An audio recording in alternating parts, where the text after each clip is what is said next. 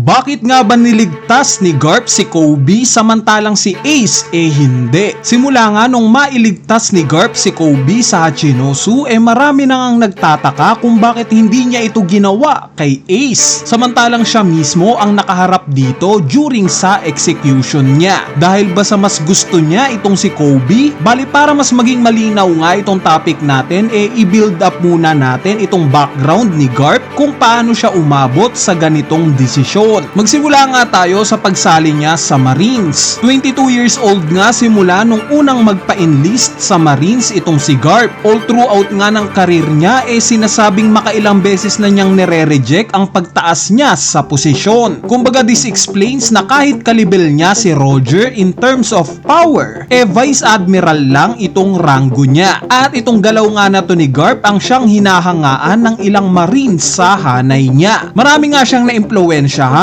Ang most notable na nga dyan itong si Kuzan. During God Valley incident naman dito natin mas nakilala ng malalim itong karakter ni Garp. Although at this point nga matagal na siya sa hanay ng Marines ni-reveal ngang konti pa lang yung impormasyon niya patungkol sa pinaglilingkuran niyang world government. Yes, alam niya na merong nag-e-exist na mga Gorosei or 5 elders. Pero hindi pa nga niya nakikita ang mga ito. Sa God Valley nga first time niyang makakita ng isa, si Gorosei Saturn. Sa sobrang shallow nga ng knowledge ni Garp sa world government pati nga itong hunting tournament ng mga celestial dragons wala rin siyang ka-idea. Meaning hindi natin pwedeng sisihin yung morals ni Garp kahit kabilang pa siya sa Marines. Dahil pati nga siya mismo walang alam sa kung anong corruption ang nangyayari sa loob ng hanay niya. Yes, may kalayaan si Garp na gawin kung ano man ang gusto niyang gawin bilang marino.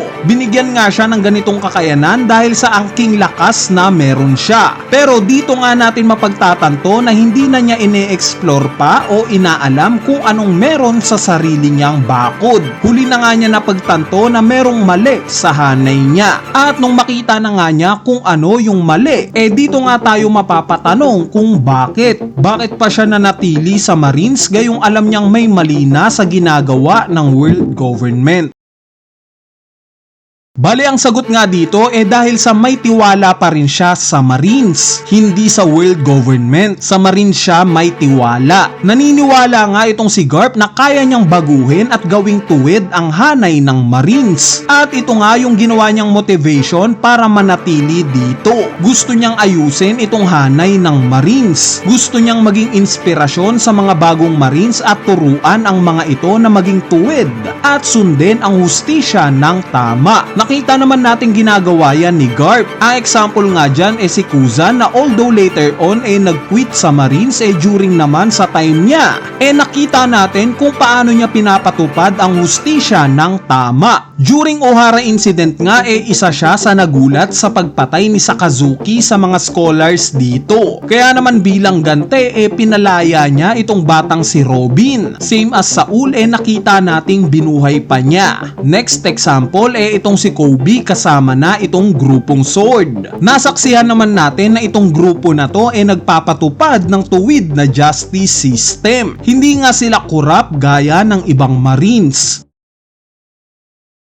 Ngayon mapunta na nga tayo kay Ace. Ano nga bang relasyon ni Garp sa kinukonsidera niyang apo na si Ace? Nalaman nga natin na bago execute ng Marines itong si Roger, pinaubaya niya mismo kay Garp itong isisilang pa lang niyang anak na si Ace. Which is dito nga tayo bibilib kay Garp dahil kahit alam niya yung magiging consequence ng pagpayag niya sa request na to ni Roger na mawawalan siya ng honor bilang Marines, since most wanted nga sa time na to si Roger tinanggap pa nga rin niya yung kahilingan neto. Narealize nga niya na tama yung sinabi ni Roger na hindi kasalanan ng anak ang kasalanan ng magulang. At yes, simula nga dito kinilala niya ng apo itong si Ace. Unlike nga sa iba na sobrang hands-on sa pag-aalaga sa mga anak o apo nila, itong si Garp nga makikita nating sobrang hands-off. Tinapon nga lang niya kay Dadan itong si Ace para alagaan, na later on dinagdag dinagdagan niya pa, which is si Luffy. Ang idea nga ni Garp sa moment na to isali sa Marines itong sila Ace at Luffy. Ginawa nga niya ang makakaya niya, ma-brainwash lang na maging Marines itong dalawang apo niya. Pero alam naman nating hindi ito nangyari. Still naging pirata pa nga rin itong dalawa na to. So sa tingin nyo bakit nga ba pilit pinagmamarines ni Garp sila Ace at Luffy? Dahil ba sa kinasusuklaman ni Garp ang mga pirata kaya ayaw niyang matulad itong sila Luffy at Ace sa mga ito? Hindi. Simula God Valley incident nga nabago na yung pananaw ni Garp sa mga pirata. Simula nung ma-realize niyang okay naman itong goal ni Roger. Alam niya sa point na to na ang totoong kalaban nila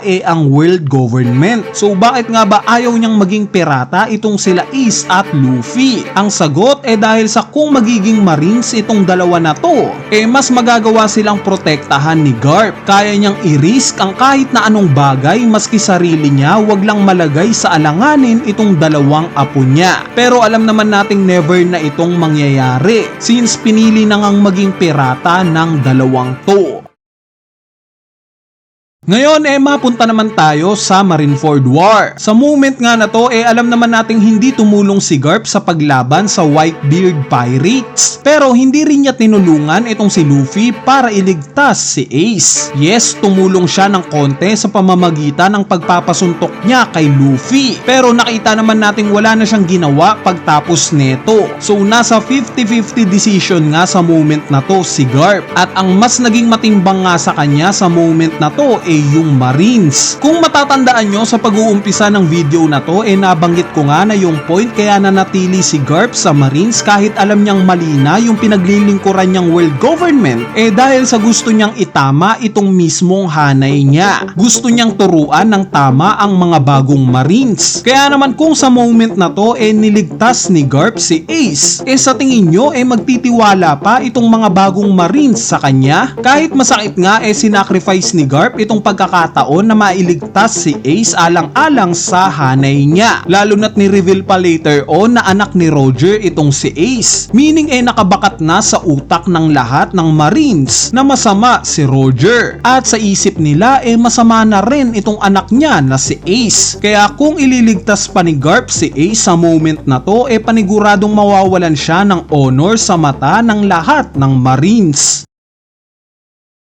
Ngayon ang magiging tanong bakit naman si Kobe niligtas ni Garp? Bali simple nga lang ang sagot dito. Kaya niligtas ni Garp si Kobe dahil sa itong si Kobe ang nagre-represent sa Marines na ini-envision ni Garp. Kumbaga itong si Kobe ang perfect example sa kung anong gustong mangyari ni Garp sa iba pang possible na Marines. Ang patunay nga dyan itong pagbabanggit mismo ni Garp na hindi si Kobe ang nailigtas niya. Bagkos ang future daw ng Marines.